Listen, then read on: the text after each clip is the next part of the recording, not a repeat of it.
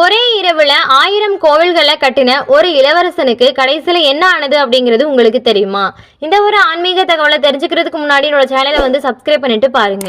அப்படியே உங்களுக்கு எந்த கடவுள் பிடிக்கும் அப்படின்னு எனக்கு கமெண்ட்ல சொல்லுங்க. ஜாவா தீவுல இருக்கக்கூடிய ஒரு அரசன் வந்து தன்னோட மகளுக்கு பொருத்தமான ஒரு வரனை வந்து தேடிட்டு இருந்திருக்காரு. ஒரு இளவரசன் வந்து அந்த இளவரசியை காதலிச்சிருக்கான். ஆனா அவளுக்கு வந்து அவனை பிடிக்கவே இல்லை. அதனால அவ வந்து அவன்கிட்ட ஒரு சவால் வந்து விடுறா.